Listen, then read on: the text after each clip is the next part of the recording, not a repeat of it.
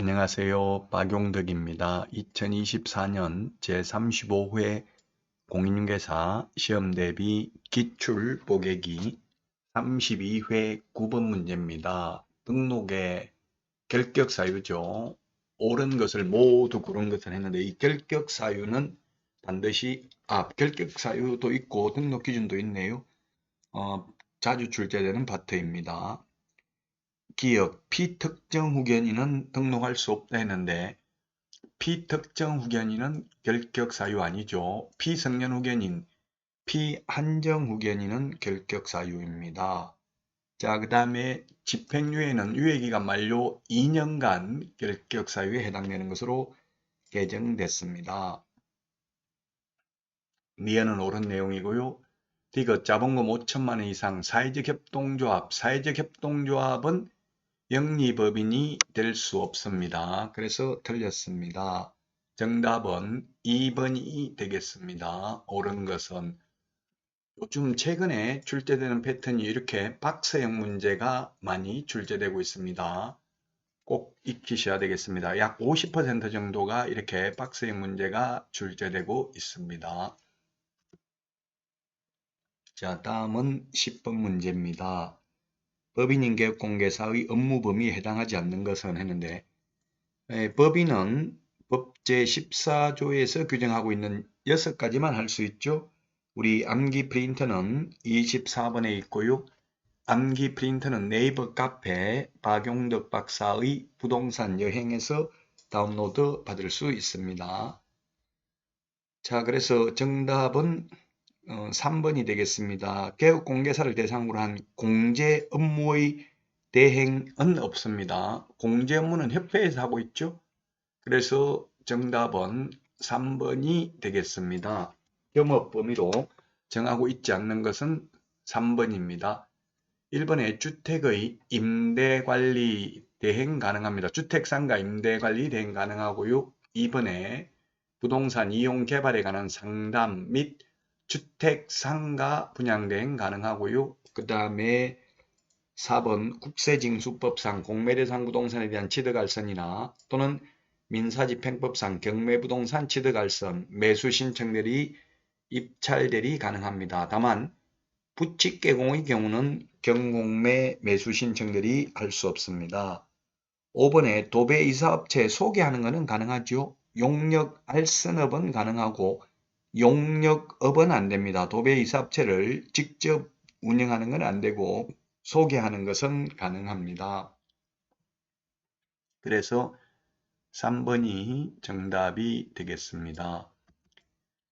자, 다음은 11번입니다. 확인 설명해야 될 사항과 전속중개계약 시 정보망에 정보 공개해야 될 사항으로 공통적으로 규정된 것을 모두 고른 것은 했는데 기업의 공법상 이용제한 거래규제 확인 설명도 해야 되고 정보 공개도 해야 됩니다. 벽면 및 도배 상태 역시 확인 설명도 해야 되고 정보 공개도 해야 되죠. 1조 소음, 진동 등 환경조건 역시 설명도 해야 되고 정보 공개해야 됩니다.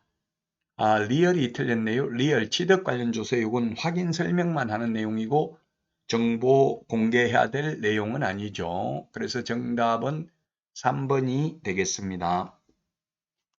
확인 설명해야 될 내용하고 정보 공개해야 될 내용 공통적인 정보 아닌 게 5개가 있는데요.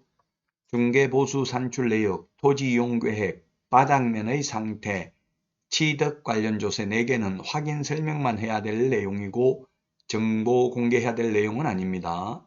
그 다음에 공시지가는 정보 공개는 해야 되지만 확인 설명할 의무는 없습니다. 확인 설명해야 될 내용과 정보 공개해야 될 내용 꼭 구분해서 이건 암기를 하셔야만 되겠습니다. 자, 다음은 12번 문제 보도록 하겠습니다.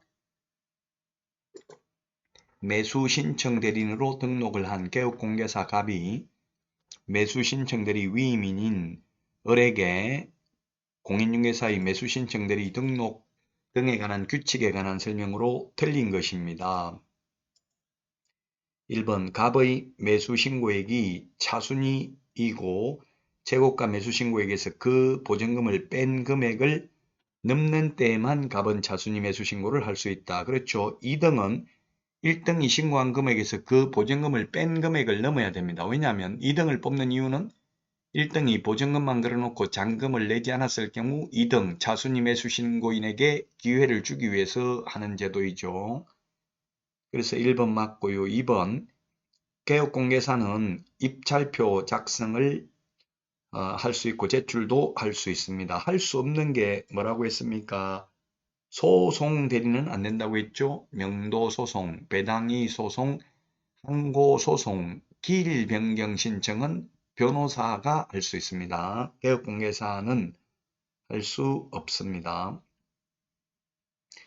그래서 2번 맞고요. 3번 갑의 입찰로 을이 최고가 매수신고인이나 차순위 매수신고인이 되지 않은 경우 갑은 민사집행법에 따라 매수신청 보증을 돌려줄 것을 신청할 수 있다. 예, 보증금 대신 낼 수도 있고 보증금 대신 돌려받을 수도 있습니다. 차순위 매수신고도 할 수 있고 차순위 매수신고인의 지위를 포기할 수도 있고요. 공유자 우선 매수신고할 수도 있고 구임대주택법상 임차인의 우선 매수신고도 대행할 수 있습니다. 할 수 없는 거 다시 한번 말씀드리면 소송 대리는 안 된다고 했죠. 명도소송, 배당이소송, 항고소송, 기일 변경 신청은 대행할 수 없습니다.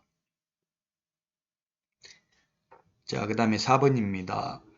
을의 갑에 대한 보수의 지급 시기는 당사자 간의 약정이 없으면 매각 허가 결정기일로 한다 했는데 매각 허가 결정기일이 아니라 매각 대금 지급 기한일입니다. 매수 신청 대리 보수는 매각 대금 지급 기한이 되겠습니다. 그래서 4번이 매각 허가 결정기일 해서 틀렸습니다. 틀린 정답 4번이 되겠습니다. 매수 신청 대리 보수의 경우는 매각 대금 지급 기한일이고요. 중개 보수의 경우 당사자 간에 약정이 있으면 약정에 따르고 약정이 없으면 거래 대금 지급이 완료된 때죠. 중개보수는 잔금 치러야 받을 수 있고요. 약정이 없으면 매수 신청 대리 보수의 경우는 매각 대금 지급 기한일입니다. 옛날엔 매각 대금 지급 기일이었는데 지금은 기한으로 바뀌었죠.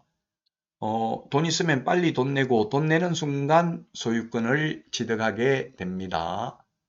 자, 그 다음에 5번 지문입니다. 답은 기일 입찰의 방법에 의한 매각기일에 매수신청 대리 행위를 할 때 집행법원이 정한 매각장소 또는 집행법원에 직접 개업공개사가 출석해야 됩니다.